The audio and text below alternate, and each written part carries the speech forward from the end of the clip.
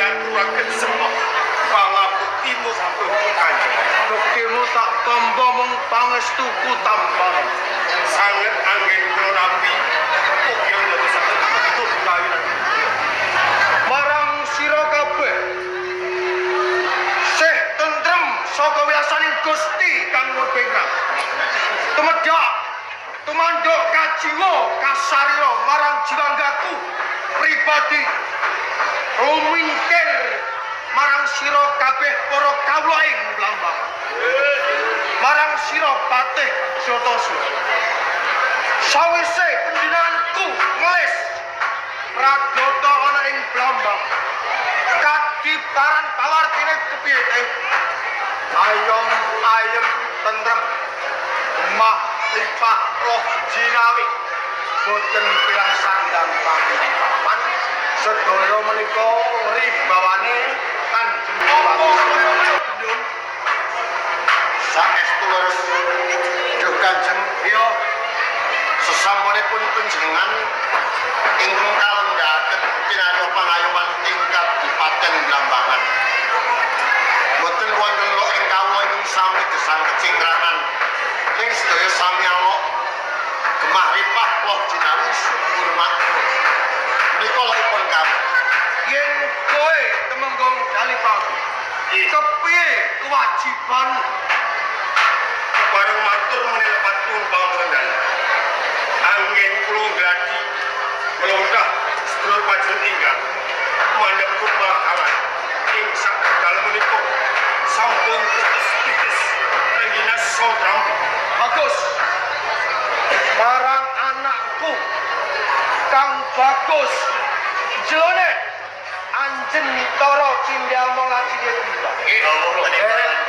Aturke wong tuamu nalika kowe nyeswa ing sakdal.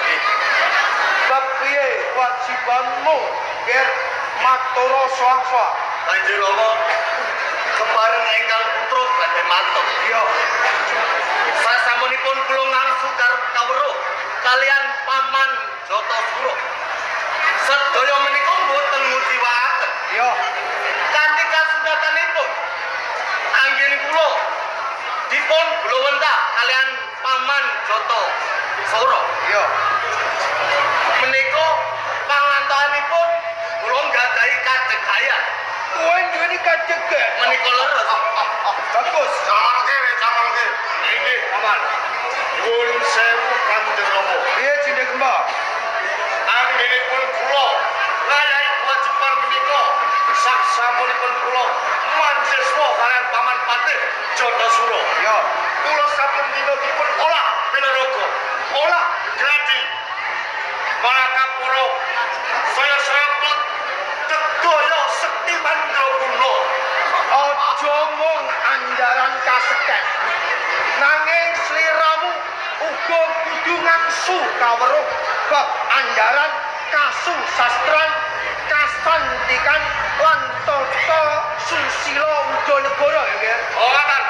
Jejeg lan doyonge Kabupaten Blambangan iki ana ing pundakmu sisih kiwa lan sisih tengen.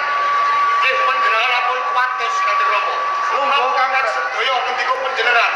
Sakmangkenipun kula badhe ngestaken dawuh. Lungguh Kang Prayu. Nggih. Patih Jotosulo Kanjeng Jibati Siu.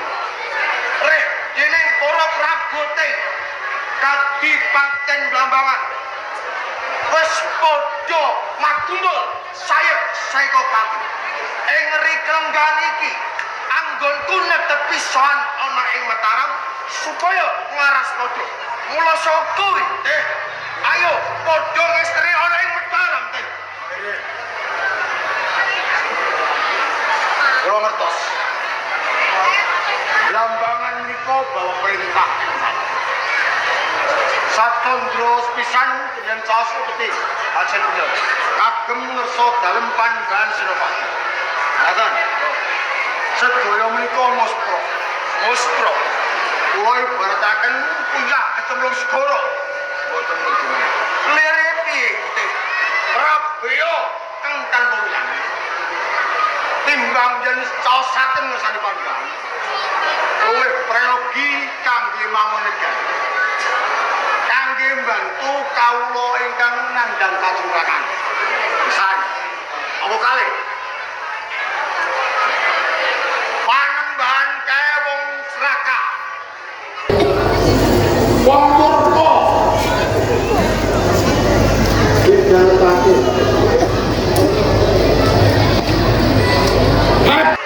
Pati. Pajang Wirabumi. Gugur. Mekarono putrane Ronggo. Putramu iku. Adipati Jipang Paduka. Lowo. Iku mbiku. Saking pakane lho yen panembane manusa kang becik. Tartamtu paring sorak. Mongko Ronggo niku galugalan. Ronggo niku boten nggadahi sopan bapak pisan. Mongko kekurange Adipati Jipang Paduka. Ewa semono ketegel. Niku menawi boten panjenengan sing jujur lho. Kula tos. Napa sebabipun kadekaten? Apa sebabnya? Panembahan kae kepengin nguasani Demak lan Pajang cukup. Enggak. Ora lumasani. Mongko panembahan iki Danang Sutojolo. Sopo Danang? Kuwi anake penganan. Nalika Saimbara paringi arep enthok isih kurang terima putra ing Pajang yen bisa singkirake kuwi pakartining Danang Panembahan. Guna menapa? Sampeyan diku-diku. Amir kelu ciklu on blamae dan Satih Jotosu. Aku bisa njudut pawukan. Kalamun panembahan Senopati tegel marang sedulure dhewe. Nah, wong karo sedulure dhewe tegel apa meneh karo wong liya braya utamane Anda. Nggih, yen ngono tanpa guna aku nglesot ana ing Mataram. Kaya ngono. Panjenengan menika namung saprae niku tasih turun Demak Bintoro. Napa pantes? Menawi kadang-kadang panjenengan kula dalipun Benawa Wirabumi niku pejahi dumateng Ronggo. Dengan jejiku menawi kula dibimbingan kula mbalui ingkang kadang Benawa Wirabumi merga turun terus ing Pajang. Jotosulo. Nanging panjenengan kura cubluk.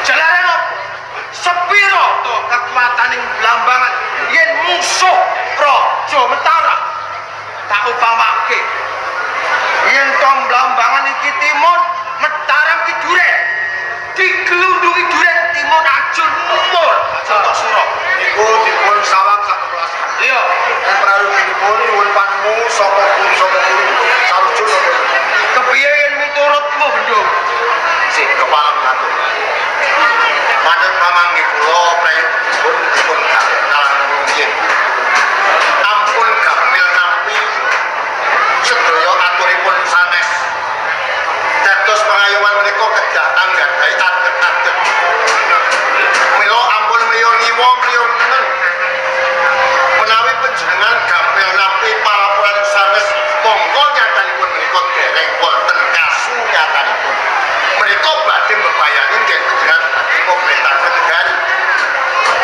nek kula mboten sarujuk jalanan kados pundi kemawon Blambangan menika kebawah perintah ing Mataram menawi panjenengan mboten asok bondo pangarep-arep teges panjenengan badhe nguwalaken panguwaos mongko kewajibane kawula niku pun cetha nek saben pendak setahun sepisan caos bondo pangarep-arep marang ratu sesembahane dene-dene panjenengan dipun ubupi dipun kompori kok panjenengan koplo niku mangke badhe ngrekaosaken dhateng kawula dalem aturmu oh mantingmu semune kowe restu jibrah yo kowe wis jibrah ringte terus sapa kowe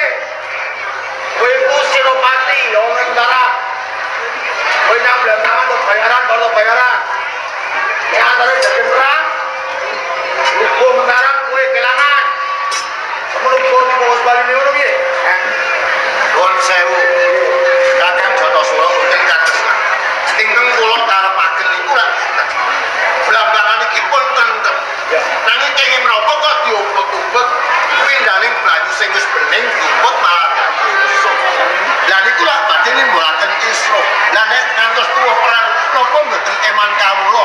Kawula sing ora ngerti program jeneng perkara melu rekoso. Nek wonten dumateng ing panan. Perkara kuwi wis karo paham.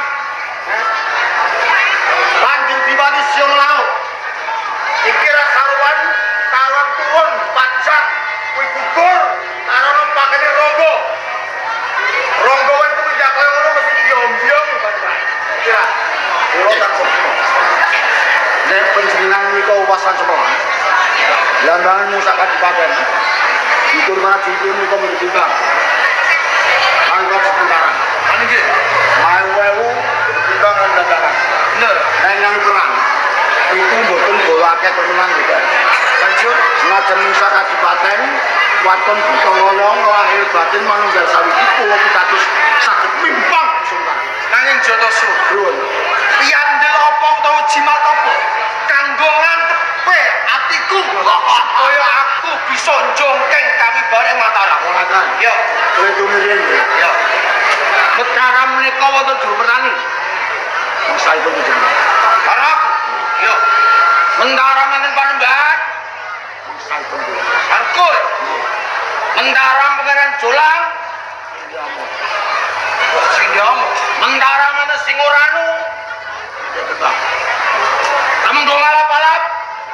Musik dari situ kok. Ndung apa dirawes? Ada. Ora dirawes. Kangge ngantepaken panjenengan. Iya. Nggih.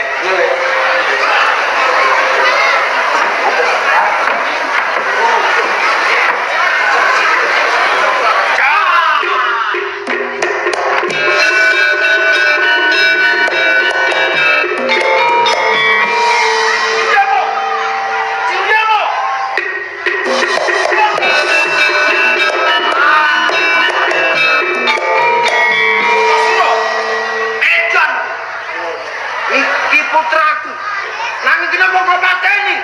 Iki anakku lanang wis Jatasura. Sinaosa putra putra. Menika murid kula. Iya. Kula saking menika sekolah. Le, langkara le.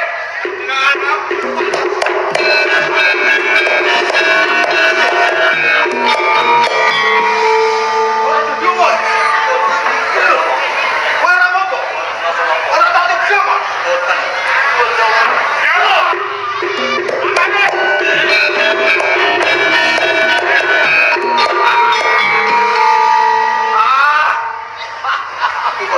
Nyoto sekti jalma limpat punjul seprapat. Ngerti? Nggih, kula ning boten gumun. Ora kuwun. Boten. Perkawis ngeten iki teng pasar-pasar kathah. Bakul jamu. Niki kados dene penjenengan menika bakul jamu. Nek mung dipateni dilanggahi urip, dipateni dilanggahi urip. Katuran pesul. Kondangi Kadipaten Jipang Panolan. Sinten bupatine? Riyo Penangsang. Napa kurang kondangi? Kurang digdayani.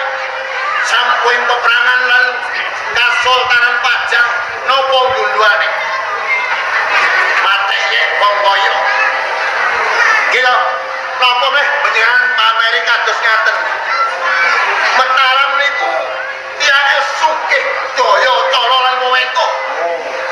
Nek ngadepi wong-wong sing kaya ngene iki, ora sah didoli kaya bakul jamu. Kebayani eman kawula wonten ing Kadipaten Jambangan. Sedane kowe nyupeki lelakon zaman Jipang Panolan Panolan Pajang. Jipang lambangan. Lewone panten digite. Ora samar malu. Saka lekase Kanjeng Wajwa. Oh, Pakai. Jatasura bendong Jaliboten. Tekadku wis adreng. Sediaku wis kebundel ana sajroning mena. Sawise aku mangerteni kasugihyaning para prajurit kasektene anak-anakku cindhamala cindheke. Aku duwe rasa mandhep. Amun li kelenggani Jatasura bakal baleno saka Mataram.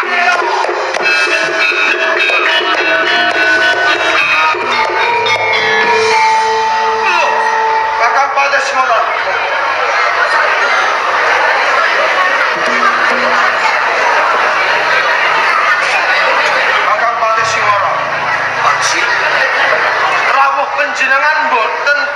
gandhek sembarang. Menawi panjenengan paring gandhek sembarang. Badhe kula papak kreta joli jembono kangge hamentuk panjenengan. Matur nuwun, Siung Laut.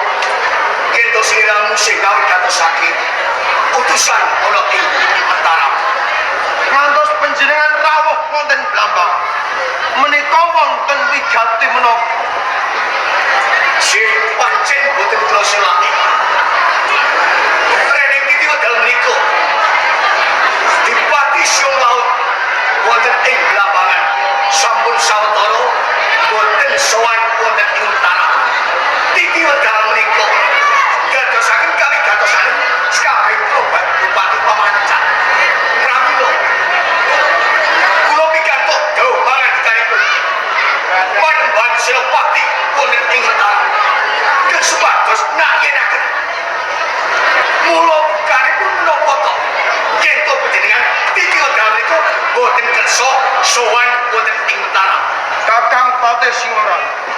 Kawruhananira bilih rikelenggahan menika Siung Laut balela saking Tara.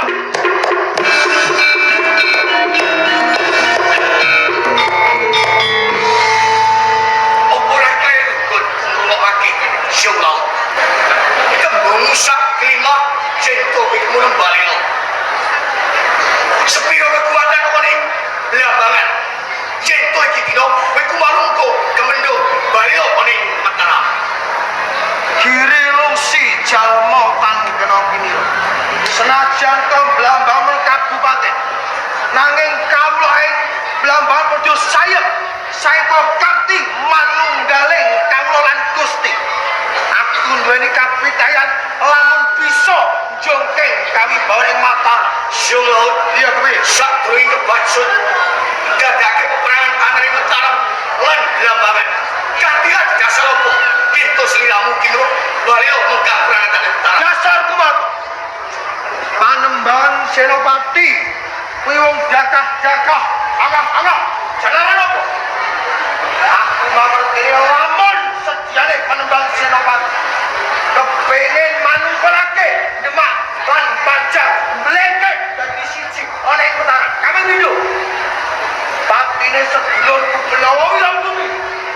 Kaisang mati sapa? Ora liya Raden Rangga. Nanging kasunyatane apa? Raden Rangga ora kapidana. Nanging Raden Rangga jualake apa iki sing jenenge pranata. Mula saku aku ora trima marang patine sedulurku Benawa lan Wirabumi. Siung Laut, Ya, ojo sah ing panompo. Demak Yasto, Kanjeng Sultan Tenggolo, Rubuh, Punjering pamerintahan ana ing Pajang. Pajang Rubuh, Punjering pamerintahan iki ana ing Mataram. Nanging kene opo? Cento iki dina kuwi mungkin kawibawan bakal nyawijake, bakal manungkulke antaraning Pajang lan Mataram. Cento kuwi lan pakatine Ronggo sing rikala semono wis wani merjaya Benawa lan Wirabumi. Mergo ki wis pas lancep. Cento Benawa lan Wirabumi mengkang pranatan ana ing Mataram. Ana saben palagan Cento ora mati iki menawa bukti. Singoran. Kowe kudu mangerteni jalaran kowe praboting negara Mataram. Ing kitab Salokantara ana kang aran Asta Dusta. Asta iki wau, dusta iki pripun? Salah sawijining mateni. Wong yen gelem dipateni, wong yen kepengin mati, kudu pinjo Pak. Mula saka ranatane Mataram iki ora bisa dijejekake. Mula aku kepengin jejekake pranatan ing Mataram kanthi caraku dhewe. Siung Laut, Iya. Cento pranatan kapacak ana ing Mataram. Pancen ora ana hukum pati. Nanging yen to ana saben palagan wis pas. Cento ora mati iki mung bukti. Singoran sesorahmu kaya dening betet sing nanging tekad kowe sadhep lamun Siung Laut bakal Kang. Sungal yono. Orang mendo malasan soyo bilotro. Nang uang lo. Jento sing orang temeko ringkat pada gelambangan. Orang mungkin tutup panglaut. Nang ibu kau tutup pamungkas. Jauh pangan digaring sampan bani selepati. Jento akrab semungkas sekali. Silik Iwan Kemal siap. Gedenya kapukso.